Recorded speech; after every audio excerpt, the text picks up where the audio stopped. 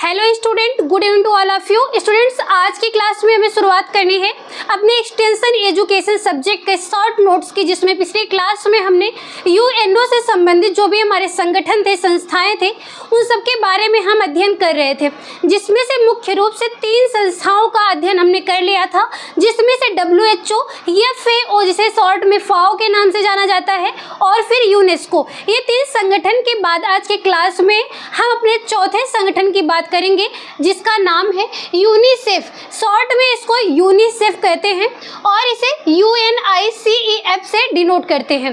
और इसके full name जो आपके एग्जाम में पूछा जाता है कि यूनिसेफ का फुल नेम क्या होता है, इसमें जो फुल नेम बताया गया वो है United Nations international children emergency fund. और इसका अगर हिंदी नाम पूछा जाता है आप लोगों से तो उसका हिंदी नाम क्या है? संयुक्त राष्ट्र अंतर्राष्ट्रीय बाल आपातकालीन कोष। यहाँ पे ये बताया जा रहा है, नाम से आपको समझ में आना चाहिए कि जो अपना ये यूनिसेफ है, इसमें इमरजेंसी का नाम भी लिया गया है और बालक का नाम भी लिया गया है। यानी कि जब भी आपातकाल होता है, यानी कोई भी इमरजेंसी का कार्य चलता रहता है, इमरजेंसी में जैसे यूएनओ की स्थापना कब की गई थी? सेकंड वर्ल्ड वार के टाइम पे किया गया, द्वितीय विश्व युद्ध के दौरान किया गया था। तो ऐसे समय में जो बच्चे जो हैं उन्हें विभिन्न प्रकार की समस्याओं से होकर गुजरना पड़ता था। छोटे बच्चों के साथ ही साथ उनके साथ जो उनकी माताएं हैं उनको भी ढेर सारी समस्याओं का सामना करना पड़ रहा था। इन सबके सुरक्षा को ध्यान में रखते हुए इस संस्था की स्थापना की गई और उसी के नाम से ये चीजें नाम में बताया गया इसका कि इमरजेंसी फंड है। यानी कि ये अंतर्राष्ट्रीय स्तर पर सिर्फ अपने देश में नहीं बल्कि अंतर्राष्ट्रीय स्तर पर यह कार्य कर रहा है और आपातकाल के समय में कर रहा है। अब ये देखिएगा आप लोग कि इसकी स्थापना कब की गई थी, ये आपके एग्जाम में बहुत ही इंपॉर्टेंट पॉइंट होता है। स्थापना इसकी की गई 11 दिसंबर सन 1946 ईस्वी में। और अगर आपसे ये पूछा जाए कि ये जो संस्था है अपना यूनिसेफ, ये राष्ट्रीय स्तर पे कार्य कर रहा है या फिर अंतर्राष्ट्रीय स्तर पे कार्य कर रहा है, तो आपको यहाँ पे इसके फुल नेम में बता दिया गया था कि नेशंस इंटरनेशनल बताया गया था, यानी कि अंतर्राष्ट्रीय स्तर पर ये कार्य करता है। और अगर ये बात किया जाए कि ये गवर्नमेंटल संस्था है या फिर नहीं है, तो यहाँ पे देखिएगा ये पूरी तरह से गवर्नमेंटल नहीं है बल्कि अर्ध सहकारिता होती है, यानी कि पूरी तरह से ना होकर के आधे ही तौर पर ये सरकारी होता है। इसके बाद अगर हम बात करें अपने भारत देश की, तो भारत देश जो है यह यूनिसेफ का जो है कब बना था सदस्य? स्थापना 11 दिसंबर 1946 को हुई थी, लेकिन भारत इसका सदस्य देश 1949 ईस्वी में मई के महीने में बना था। और अगर ये बात किया जाए कि इसमें कुछ परिवर्तन भी किए गए, कुछ संशोधन किया गया, कब? 1950 में किया गया। यूएनओ का अस्थायी सदस्य कब ये बना था? 1953 में बना था। और आपसे ये पूछा जाता है, आपको ये जो इसका फुल नेम यूनिसेफ का ये पूरा इतना बड़ा बताया गया, United Nations international children emergency fund, तो पहले शुरुआत में इसका नाम ये बनाया गया था, लेकिन आगे चल करके इसके नाम में परिवर्तन किया गया। और जब परिवर्तन किया गया तो इसका नाम 1953 में परिवर्तन हुआ, यूनाइटेड नेशंस चिल्ड्रेन फंड बनाया गया। यहाँ से इमरजेंसी और इंटरनेशनल वर्ड को हटा दिया गया, यानी कि संयुक्त राष्ट्र बाल कोष के नाम से जाना जाने लगा। ये नाम परिवर्तन कब किया गया था? सन 1953 में। और इसका शुरुआती नाम क्या था? सन 1946 में United Nations international children emergency fund. ये दोनों ही नाम को आप याद रखिएगा, एग्जाम में जिस प्रकार का ऑप्शन होगा उसी प्रकार से ऑप्शन को आप सेलेक्ट करेंगे। आगे देखिएगा, अगर हम बात करें यूनिसेफ के मुख्यालय की, तो जो ये अंतर्राष्ट्रीय स्तर पर इसका मुख्यालय है वो न्यूयॉर्क में है, लेकिन इसका जो कार्य का संचालन किया जा रहा है वह कोपनहेगन में किया जाता है। इसके बाद है कि भारत में इसका मुख्यालय कहाँ पे है?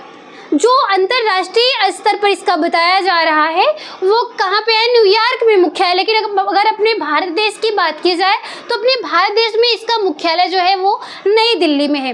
एक बात आप लोग बहुत ही ध्यान से समझिएगा, अगर कोई भी संस्था ऐसी है जो अंतर्राष्ट्रीय स्तर पर कार्य कर रही है तो वहाँ पे अगर अपने भारत देश में अगर उसका मुख्यालय पूछा जाए तो ज़्यादातर सभी संस्थाओं का मुख्यालय नई दिल्ली में ही देखा गया है, वहीं पर स्थापित किया गया है। आप इसको ध्यान से याद करने के पॉइंट ऑफ व्यू से सुन लीजिएगा कि अंतर्राष्ट्रीय स्तर की जितनी भी संस्थाएं हैं उनका मुख्यालय अपने भारत देश में जहां स्थित किया गया है, स्थापित किया गया है, वह है नई दिल्ली में। कुछ संस्थाएं ही अदर स्टेट में रखी गई हैं, लेकिन ज़्यादातर अंतर्राष्ट्रीय स्तर की संस्थाओं का मुख्यालय अपने भारत देश में नई दिल्ली में रखा गया है। ठीक है, इसके बाद देखिएगा ये जो यूनिसेफ है इसे विभिन्न प्रकार के पुरस्कारों के द्वारा इसके कार्यों को देखते हुए दिया गया था। कितने ईस्वी में दिया गया? सन 1965 में नोबेल पुरस्कार दिया गया। किसको दिया गया था? यूनिसेफ संस्था को। इसके बाद सन 1989 में इंदिरा गांधी शांति पुरस्कार दिया गया। 2006 में प्रिंस ऑफ अस्तूरियस, इस प्रकार के जो है पुरस्कारों के द्वारा इसे सम्मानित किया गया। इतना समझ में आया आप लोग को? एक एक पॉइंट को आप नोट जरूर करिए, इसमें से एक भी पॉइंट को आप छोड़िएगा नहीं।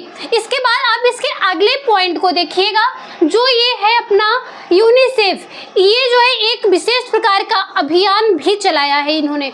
इसने क्या किया है देखिए, गोभी नामक अभियान। गोभी मत समझिएगा खाने वाली सब्जी, गोभी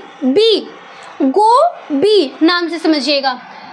यहाँ पे गोभी नामक अभियान चलाया गया। किसके लिए चलाए गए? बच्चों व माता के मृत्यु दर हेतु, यानी कि जब बच्चे का जन्म होता है तो 1 साल के अंदर में, और फिर जो माताएं होती हैं उनका प्रसव के पूर्व, प्रसव के दौरान या फिर प्रसव के पश्चात अगर उनकी मृत्यु हो जाती है तो उसे मृत्यु दर के अंतर्गत जो है रखा जाता है। इसलिए इनको ध्यान में रखते हुए यह विशेष प्रकार का एक अभियान चलाया गया जिसका नाम है गोभी अभियान। अब ये देखिएगा, ये जो गोभी है, GOBI, इसका फुल नेम क्या रखा गया है? गोभी का फुल नेम है, जी से है ग्रोथ सर्विलांस। ग्रोथ सर्विलांस का मतलब है बच्चों के और फिर माताओं के जो है वृद्धि को ध्यान में रखते हुए ये निर्धारित किया गया। यानी कि ये जो अभियान है, ये जो नाम दिया गया इसका, इसमें एक एक वर्ड, एक एक कार्य की तरफ इंगित करता है। इसमें जो जी है वो ग्रोथ सर्विलांस यानी कि वृद्धि आवेक्षण को ध्यान में रख रहा है। ओ से है ओरल रिहाइड्रेशन, इस ये है मौखिक पुनर्जलीकरण, यानी कि जो बच्चे हैं और माताएं हैं उन्हें रिहाइड्रेशन दिया जाता रहे, उन्हें किसी प्रकार की जल की कमी नहीं होनी चाहिए। इसके बाद है बी से प्रोमोटिंग ब्रेस्ट फीडिंग, यानी कि आप ज़्यादातर देखे होंगे कि गर्भावस्था के पश्चात जो है, जब जो गर्भवती महिला है, बच्चे का प्रसव महिला का प्रसव होता है, बच्चे के जन्म के पश्चात कुछ ही दिनों के बाद माताएं जो है बच्चों के लिए स्तनपान करवाना बंद कर देती हैं। लेकिन जो है यूनिसेफ संस्था के द्वारा, WHO के द्वारा ये सारी बातें बताई गई कि जो है बच्चों के अगर स्वास्थ्य को ध्यान में रखना है, उनकी इम्यूनिटी को अच्छे तरह से रखना है, अच्छा बनाना है, तो कम से कम बच्चे के जन्म के पश्चात 6 मंथ तक यानी कि 6 महीने तक उन्हें माता का स्तनपान करना चाहिए। माता का जो दूध है उसे जो है प्रतिरक्षक प्रणाली के रूप में कार्य करता है, इसलिए 6 महीने तक उसे अन्य आहार को ना दे करके उसे माता का जो दूध है वही पिलाना चाहिए। और इसी के लिए यूनिसेफ ने एक अभियान जो चलाया गोभी, उसमें उन्होंने स्तनपान करवाने के लिए प्रोत्साहन दिया। इसके बाद देखिएगा आई से इम्यूनाइजेशन प्रोग्राम।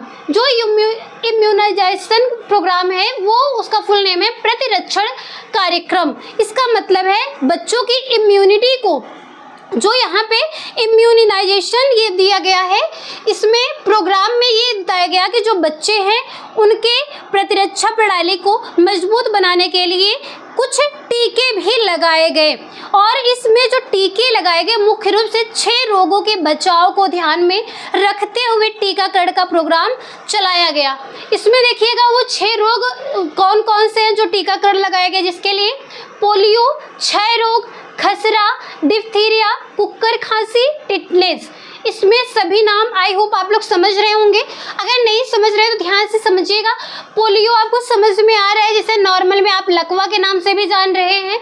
क्षय रोग यानी कि जो टीबी हो रहा है, ट्यूबरकुलोसिस, और फिर खसरा है जिसमें खाज खुजली वगैरह हो रही, दाने निकल आ रहे, फफोले बन जा रहे शरीर पर, त्वचा पर। फिर डिप्थीरिया है। इसके बाद एक कुक्कर खांसी यानी कि आपके गले में कफ ना बन करके सिर्फ सूखी खांसी आ रही है और उसमें जो है एक कठोर सी आवाज़ निकलती है और कंटिन्यू खांसी आती रहती है।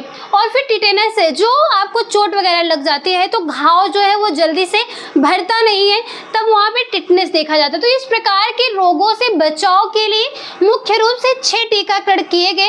किसके द्वारा? गोबी अभियान के द्वारा। यहाँ पे मुख्यतः ये 4 चीज़ों को तो ध्यान में रखा ही गया।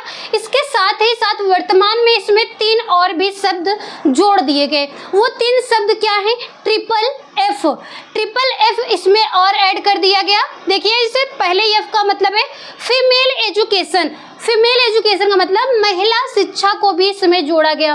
महिला शिक्षा को चिल्ड्रन इमरजेंसी फंड के जैसी संस्थाओं में क्यों जोड़ा गया? क्योंकि बच्चों की देखरेख अच्छी तरह से, बच्चों का पालन पोषण, उनका स्वास्थ्य तभी रखा जा सकता है जब एक महिला जो है वो क्या होगी? शिक्षित होगी। एक मातृत्व कला को भी उन्हें सीखना चाहिए, उस प्रकार की शिक्षा उन्हें दी जाती है, इसीलिए यहाँ पे फीमेल एजुकेशन को भी ऐड किया गया। इसके बाद सेकंड एफ से है फैमिली स्पेसिंग प्लानिंग। यहाँ पे फैमिली स्पेसिंग भी लिखा जा सकता है या फिर स्पेसिंग के स्थान पे प्लानिंग भी हो सकता है। जैसा ऑप्शन में हो उसी प्रकार से आप उसको सिलेक्ट करेंगे। स्पेसिंग का मतलब है कि जो बच्चे का जन्म है, एक बच्चे के जन्म से दूसरे बच्चे के जन्म के बीच का जो गैप है उसे रखने के लिए कहा गया। ऐसा कहा गया कि बच्चे का जो जन्म है उसके जन्म के बाद उसे पूरी तरह से स्तनपान 6 महीने तक करवाया जाए, किसी प्रकार का कोई भी रुकावट ना आए। एक माता का जो प्रेम है, माता के द्वारा जो पालन पोषण बच्चे को दिया जा रहा है उसे पूरी तरह से दिया जाए। उसके बाद कुछ स्पेस दिया जाए टाइमिंग में, उसके बाद बच्चे के जन्म के बारे में फिर से नेक्स्ट बच्चे के बारे में सोचा जाए। ऐसा यहाँ पे फैमिली प्लानिंग के बारे में बताया जा रहा है। इससे क्या होगा? माता का स्वास्थ्य और जो होने वाला बच्चा है उसके भी स्वास्थ्य को ध्यान में रखा जा सकता है। इसलिए यहाँ पे जो फीमेल एजुकेशन है उसके साथ ही साथ फैमिली प्लानिंग के बारे में भी यहाँ पे बताया गया। इसके बाद थर्ड एफ से है फूड सप्लीमेंट्स। फूड सप्लीमेंट्स में क्या बताया गया कि पूरक खाद्य पदार्थ, यानी कि जो माता है और जो बच्चे हैं उनके स्वास्थ्य और पोषण को ध्यान में रखते हुए यहाँ पे पूरक खाद्य पदार्थ की बात की गई। ऐसे खाद्य पदार्थ जिसमें सभी प्रकार के आवश्यक पोषक तत्व उपलब्ध होते हैं वो क्या कहलाते हैं? आपके पूरक खाद्य पदार्थ कहलाते हैं। जैसे बच्चों की अगर बात की जाए तो बच्चों के लिए पूरक आहार उनको माता का दूध माना गया है, और 6 महीने के बाद अगर बच्चे को माता का दूध नहीं मिल पाता है तो गाय का दूध उनके पाचन के लिए बहुत ही अच्छा होता है, ऐसा बताया गया है और ऐसा देखा भी गया है, ये रियलिटी होता है। तो इसके बाद यहाँ पे ये जो अभियान बताया गया गोभी के बाद ये 3 एफ भी इसमें ऐड किया गया। तो ये जो इतना बताया गया आप लोग को, ये सब किसके अंतर्गत है? यूनिसेफ संस्था के द्वारा चलाया गया अभियान है, जो कि बच्चों और माताओं के लिए अभियान को चलाया गया और उसमें एक एक चीज़ों को आगे दर्शाया गया। आगे देखिएगा यूनिसेफ का भारत में क्या कार्य है, यानी कि भारत में जो यूनिसेफ संस्था है जिसका मुख्यालय नई दिल्ली है उसने किस प्रकार के कार्यों को किया है। सबसे पहले देखिएगा दुग्ध केंद्र की स्थापना की इन्होंने, कहाँ पे? मुंबई में दुग्ध के केंद्र के लिए। और फिर DDT फैक्ट्री डाली गई, कहाँ पे? दिल्ली में। इसके बाद मातृ शिशु स्वास्थ्य एवं नर्सिंग केंद्र कलकत्ता में स्थापित किया गया। बाल रोग चिकित्सा केंद्र, बालक के रोगों के जो चिकित्सा का केंद्र खोला गया वो मद्रास में।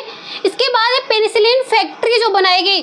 पेनिसिलिन आप लोग जानते हैं, जो छोटे छोटे पेनिसिलिन की जो ट्यूब आती है आँखों में लगाने के लिए या फिर घाव लग जा रहा है वहाँ पर भी लगाने के लिए, तो इसके लिए जो फैक्ट्री बनाई गई वो पिंपरी पूना में बनाया गया। इसके अन्य कार्यों को भी आपको यहाँ बताया जाएगा कि जो इसका भारत में कार्य है, इसके अतिरिक्त भी इसने और क्या कार्य किया है। देखिएगा अन्य कार्य में 111 प्रयोगशालाओं के लिए आवश्यक उपकरण बनाया गया, यानी कि विभिन्न प्रकार की प्रयोगशालाएं बनाई गई उनकी संरक्षण को ध्यान में रखते हुए, और उसके उपकरण के लिए 111 प्रयोगशाला बनाया गया। इसके बाद 163 अस्पताल, 2500 प्राथमिक स्वास्थ्य केंद्र भी स्थापित किए गए। किसके द्वारा? यूनिसेफ संस्था के द्वारा। इसके बाद 7000 उप केंद्रों हेतु उपकरण, जो ये स्वास्थ्य है, प्राथमिक स्वास्थ्य केंद्र है, इसके कुछ उप केंद्र भी खोले गए, यानी कि इससे छोटे स्तर पर 7000 उप केंद्रों और उसके उपकरण के लिए ये चीजें बनाई गई। तो यहाँ पे आई होप एक एक पॉइंट को आप अच्छे से समझ पाए होंगे। यूनिसेफ के बाद अपना अगला पॉइंट है केयर, CARE। इसे शॉर्ट में केयर के नाम से जाना जाता है और इसका फुल नेम बताया गया है cooperative for American relief everywhere. इसका मतलब है कि सर्वत्र अमेरिकी राहत सहकारिता। ये सबसे पहले जो है कहाँ चलाया गया? अमेरिका के द्वारा चलाया गया था, वहाँ के लोगों को राहत देने के लिए विभिन्न प्रकार से, और फिर वही चीज़ें यहाँ पे भी चलाई गई। ये देखिएगा संस्था जो है ये किस प्रकार की है? ये अंतरराष्ट्रीय संस्था है और NGO है। NGO का मतलब होता है नॉन गवर्नमेंट ऑर्गेनाइजेशन, यानी कि ये जो संस्था है गवर्नमेंटेड नहीं है बल्कि नॉन गवर्नमेंटेड है। और फिर इसकी स्थापना जब की गई थी 27 नवंबर 1945 में की गई थी। इसका ये जो है अंतरराष्ट्रीय स्तर पर अगर कार्य कर रहा है तो ये कहाँ पे इसका मुख्यालय बनाया गया? अंतर्राष्ट्रीय स्तर का जो मुख्यालय है न्यूयॉर्क, यानी कि न्यूयॉर्क कहाँ पे है? अमेरिका में है। तो इतना पॉइंट आपको समझ में आया? एक भी पॉइंट को आप छोड़िएगा मत, सब नोट करिएगा और समझिएगा। इसके बाद ये जो यूनिसेफ के बाद केयर आप पढ़ रहे हैं, ये केयर जो अपने भारत में किस प्रकार से आप देख रहे हैं, क्या केयर जो है कोई आपको प्रॉफिट दे रहा है, किस रूप में ये कार्य कर रहा है? तो देखिएगा अपने भारत में अगर बात करें तो सबसे पहला इसका कार्य आप देखते होंगे कि प्राथमिक विद्यालयों में, उच्च प्राथमिक विद्यालयों में मिड डे मील, जो बच्चों को दोपहर का भोजन दिया जाता है, नाश्ता दिया जाता है, फल उपलब्ध कराया जाता है, दूध दिया जाता है, यानी कि बच्चों के स्वास्थ्य को ध्यान में रखते हुए उन्हें पोषण दिया जाता है मिड डे मील के रूप में। सन 1961 से यह शुरुआत की गई। आपसे ऐसे ही पूछा था केयर के द्वारा भारत में क्या कार्य किया जा रहा है, या फिर ये पूछा जा सकता है कि मिड डे मील जो योजना है किस संस्था के द्वारा चलाया गया, और फिर यह किस प्रकार की संस्था के द्वारा शुरुआत किया गया था? ये केयर के द्वारा शुरुआत किया गया। केयर किसके अंतर्गत आता है? UNO का अंग है, यह अंतर्राष्ट्रीय NGO है। और फिर ये चलाया कब गया था? सन 1961 में चलाया गया था। इसके बाद देखिएगा भारत में जो केयर के द्वारा एक अभियान भी चलाया गया था, मुख्य रूप से जो 2 अभियान है। इसमें से एक है फूड फॉर पीस, यानी कि शांति के लिए भोजन, लोग जो है सुकून की जिंदगी जी सके, यानी कि जब व्यक्ति जो है आहार उसे भरपूर मिलेगा, अपने शारीरिक रूप से वो स्वस्थ रहेगा, तो उसे क्या होगी? शांति महसूस होगी। इसलिए एक अभियान चलाया गया फूड फॉर पीस, यानी कि शांति हेतु भोजन, ऐसा अभियान चलाया गया। और इसके बाद है फूड फॉर वर्क, यानी कार्य के बदले अनाज। जो व्यक्ति कार्य कर रहे हैं कहीं पर भी, किसी भी स्थान पर, किसी के घर पर, किसी भी फैक्ट्री कंपनी में, या फिर जो ऐसे लोग हैं बहुत ही सक्षम नहीं है लेकिन सबके स्वास्थ्य का ध्यान ये संस्था रख रही है, अगर वो व्यक्ति किसी के घर पे जाके कार्य कर रहा है, किसी के खेत में जाके मजदूरी कर रहा है, तो इन सभी को कार्य के बदले पैसे ना देकर के, मुद्रा ना देकर के, बल्कि उनको अनाज दिया जा रहा है।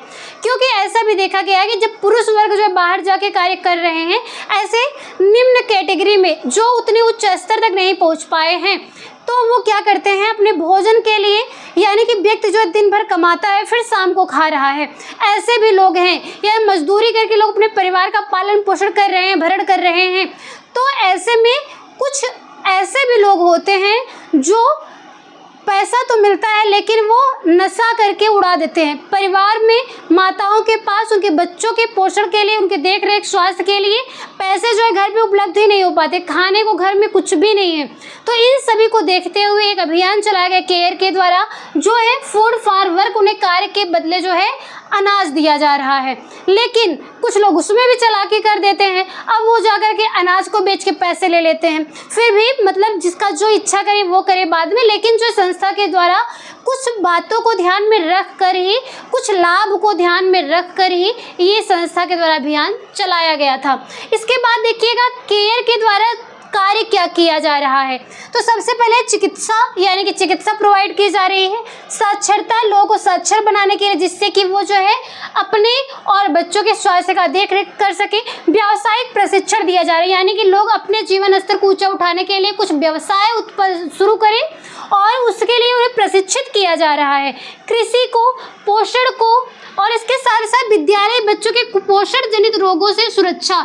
जब बच्चों को विद्यालय बच्चों को मिड डे मील में विभिन्न प्रकार के पोषक युक्त खाद्य पदार्थ उपलब्ध कराए जाएंगे, फल सब्जियां दूध वगैरह उपलब्ध कराया जाएगा, तो बच्चे जो है कुपोषण रोगों से बच पाएंगे। तो यहाँ पे जो भी पॉइंट आपको केयर में समझाया गया, इसके अतिरिक्त आपसे बाहर से क्वेश्चन नहीं पूछा जाएगा। जितना भी शॉर्ट नोट्स में आपको ये बताया गया, इसके अतिरिक्त आपको कोई पॉइंट देखने को नहीं मिलेगा। इसलिए आप एक एक पॉइंट को उसको नोट कर लीजिए और इसको याद कर लीजिएगा। इसके बाद ये जो आपकी यूएनओ के अंतर्गत आने वाली जो संस्थाएं थी आपके सिलेबस के अनुसार, उसे आज की क्लास में कवर कर लिया गया है और इसके 3 जो आगे बताए गए वो पिछले क्लास में बताए गए थे, पिछले वाले टॉपिक में बताया गया था। आगे जो संस्थाएं बताई जाएंगी आपको, वो अलग से एक एक संस्था आपको बताई जाएगी कि वो किस प्रकार से आपके जो सिलेबस में इम्पोर्टेंट है, क्या क्या कार्यक्रम चलाया गया है, उन सब का डिस्कस हम आगे की क्लास में करेंगे। तो इसी प्रकार से आपका जो भी फीडबैक उसे कमेंट बॉक्स में अवश्य दीजिएगा। ऐसे ही जुड़े रहिएगा हमारे साथ। मिलते हैं आप लोग से हम नेक्स्ट टॉपिक के साथ नेक्स्ट क्लास में। तब तक के लिए धन्यवाद।